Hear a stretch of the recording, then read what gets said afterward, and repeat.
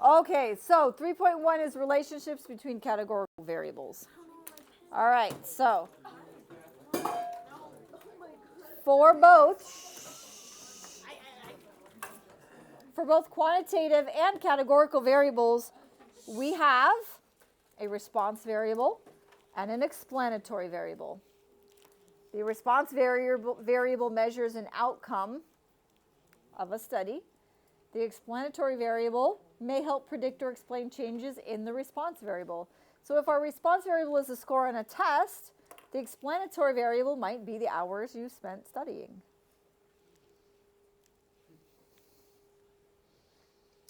If you want to know if caffeine raises your heart rate, we did this experiment in AP Stats today. The response variable was our heart rate, and the explanatory variable was the caffeine.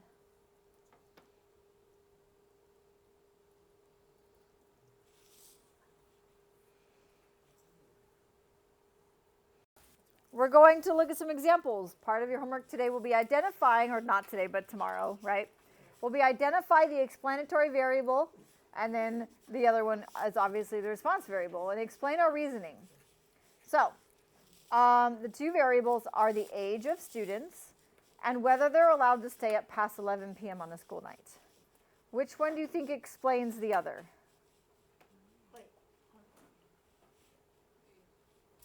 Age, right? Age explains whether a student is allowed to stay up past 11, right? Yeah. The younger they are, the earlier the bedtime usually, right? Mm-hmm. Age would be our explanatory variable.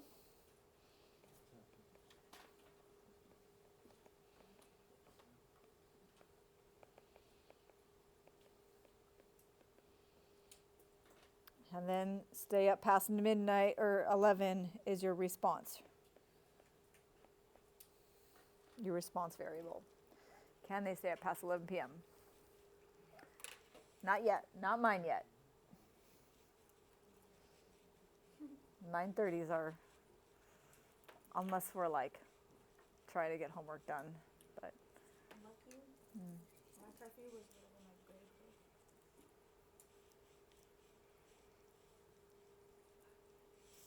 Okay, the second one is the average hours of study time per week and the average hours of extracurricular activities per week.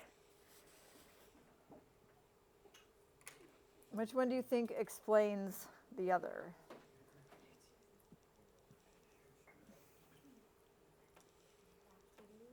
Mm-hmm.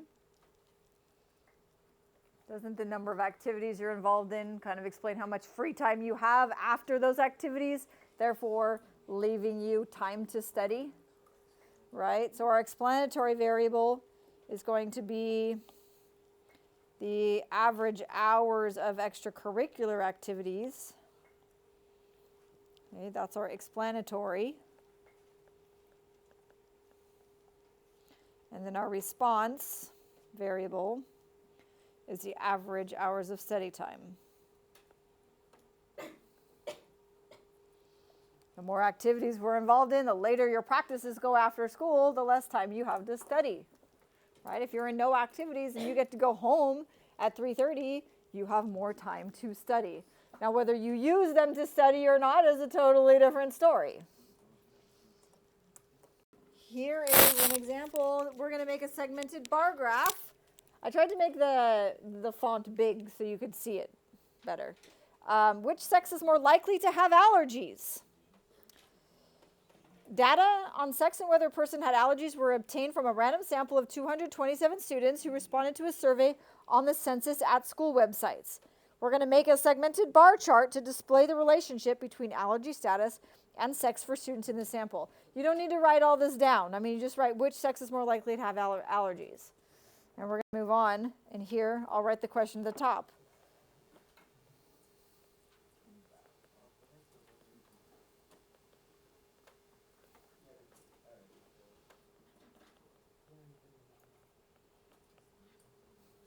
So here's our data. That you want to copy down into your notes. I'll pause while you do that. So when we're making a segmented bar graph, the first thing we need to decide is which is our explanatory variable That's going to go on the horizontal axis, and that's how we're going to calculate our percentages. Okay? We can't compare just numbers because there's not the same number of females and males, and there's not the same number of people with and without allergies. So in order to do a good comparison, we need percentages. So which one are we asking? Does it explain the other? We're asking if sex explains whether or not they have allergies, right?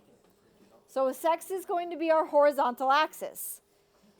So we are going to find our column percentages. Okay? So I need to do 50 out of 130 to get that percentage, and 80 out of 130 to get the percentage of females that have allergies and the percentage of females that do not have allergies. I want to know, is there a difference? And then I'll do 34 out of what to get the male percentage? 97? Yes. 63 out of 97.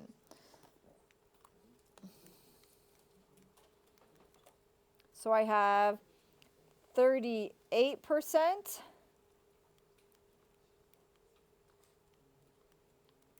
and 62%.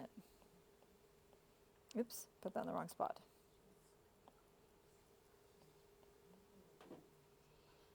So 38% of the females have allergies and 62% of them do not.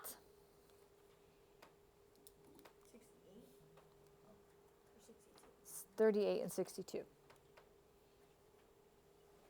And then we have 35% of the males have allergies and 65% do not.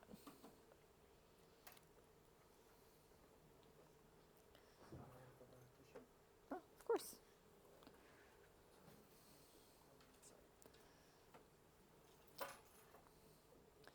So we said our horizontal axis is going to be sex. So we have two bars. I don't know what just happened. We draw a bar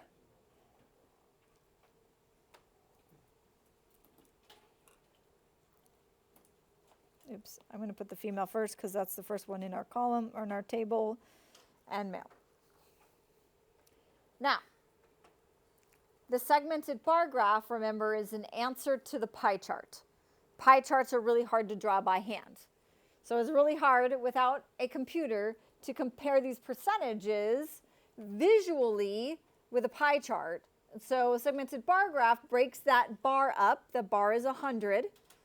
So the bar is going to add up to 100%, and then we can segment the bar to represent what portion of it are, yes, they have allergies, and no, they do not. So our vertical axis goes to 100. Always 100%. And then I divide it up. That's about 50. That's 75. That's 25. I try to keep it evenly spaced so I get a good picture. And then, so that's going to be 80 and 90, 30 and 40, 20.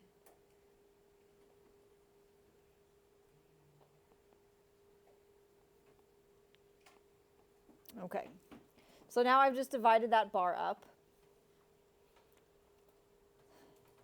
And we're going to estimate a little bit here. Our females that have allergies for yes is 38%. So that's about here, maybe a little bit higher.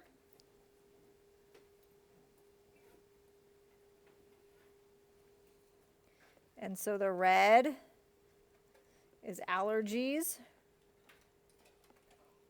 and the blue is going to be no allergies. So the rest, because I only have two, I only have two categories, right? Yes or no. My bar is only divided into two pieces.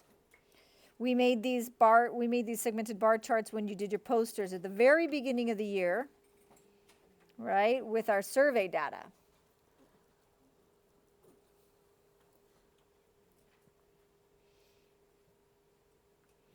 And then we'll color the male graph 35%.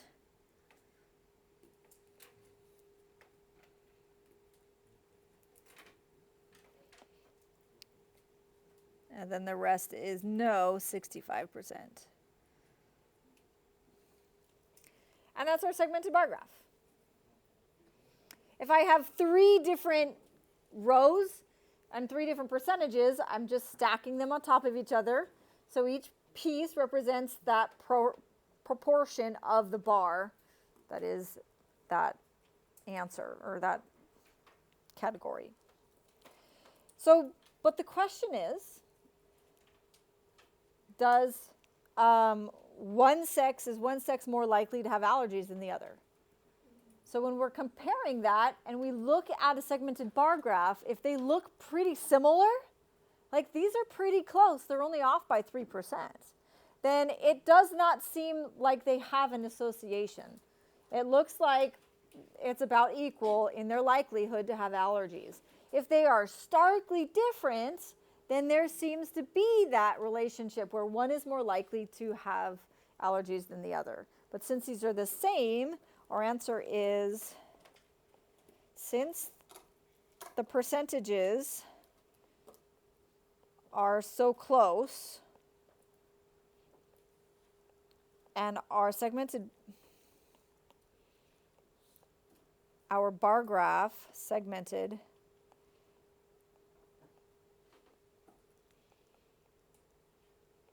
looks almost identical,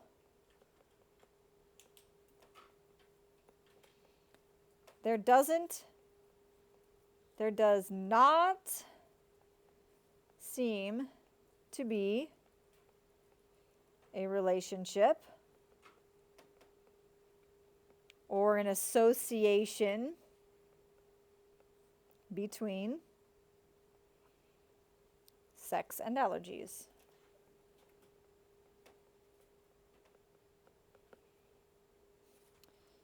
If they were very different, we would say there does seem to be a relationship or there is an association. So we can say a relationship, when we say that there's an association between 2 variables, we're saying that there's an association between them. So a lot of times the question is there an association between the 2 variables?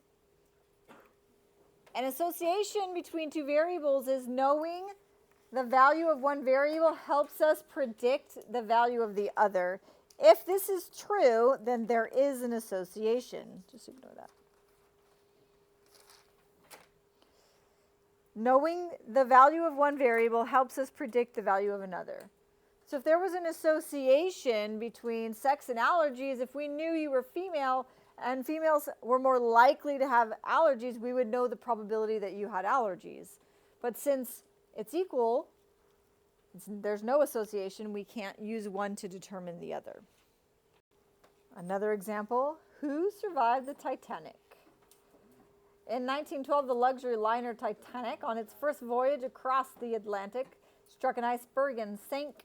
Some passengers got off the ship in lifeboats, but many died. This 2-way table gives information about adult passengers who survived and who died by class of travel. So which variable, class of travel or survival status, might explain the other? Well, the food usually like at the bottom of the ship, so they're most likely to take on the most water. So whether they died or not didn't change what class they were on the ship, Yeah. right? Like, you died. Oh, well, you were first class then. No, that's not how it works. It's the class of travel that may have explained whether or not you survived, right? So our explanatory variable is going to be class of travel. So again, we're going to be looking at the vertical columns. Okay, so I want you to calculate your percentages for the first class, who survived and who died, the second class, and then draw a segmented bar graph. Our horizontal axis will be what?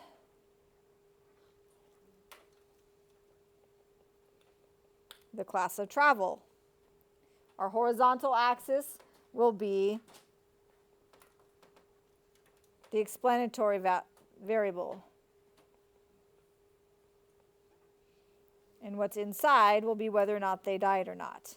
So go ahead and take a second and calculate those percentages.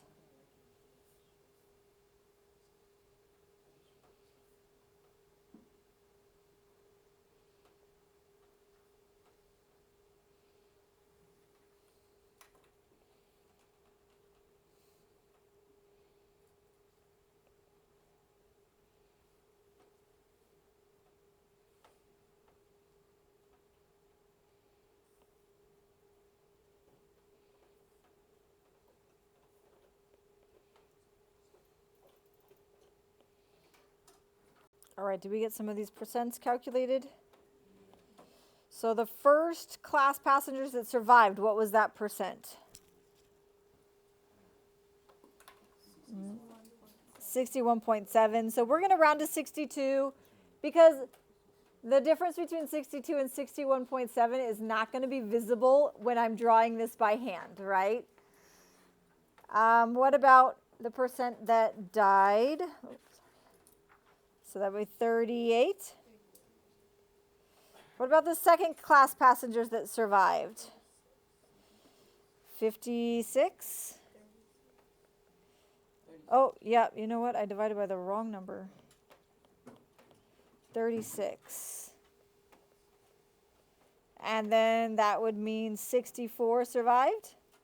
64% survived? Yep. And then what about the third class passengers? 24 and 76. Okay, so because we decided that the explanatory variable was class of travel, we're looking at the columns, right, and doing the column percentages. If we had decided to do survival status, then we would do the row percentages, right? So let's draw that. What color we want to be survived? We'll do blue survived. And we'll do green. I heard someone say green.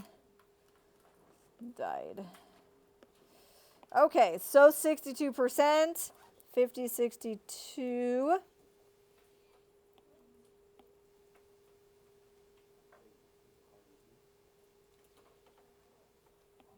And that means 38 survived. And then 36 of second class survived. About there.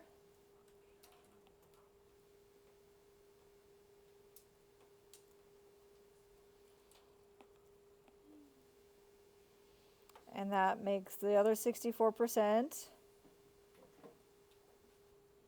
And then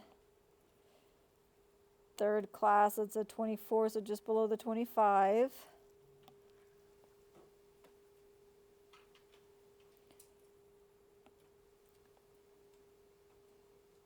So would you say there's an association between survival and class of travel? Yes, right? Our bars are very different from each other, right? So that means knowing what class of travel you traveled on, or a random passenger, if you knew what class they traveled on, you would know how likely it was whether they survived or not. Okay, so yes, there is an association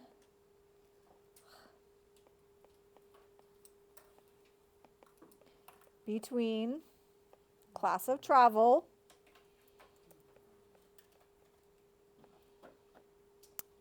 and survival on the Titanic.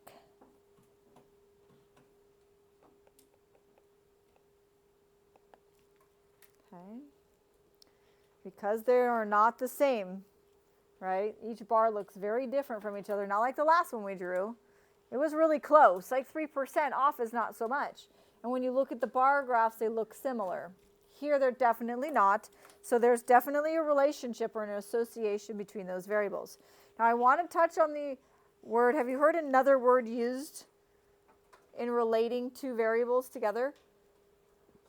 Has anybody heard another one used, another word used for relating two variables?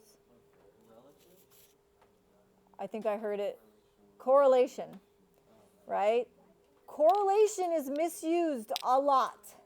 The word correlation refers specifically to quantitative data. So we cannot use that word when we're talking about the relationship between categorical variables. And we're going to learn about correlation and how it's calculated and what it means, but it's only appropriate to use when the data is categorical. When the data is quantitative. So numerical numbers, that's the only time the word correlation is appropriate to use. Okay?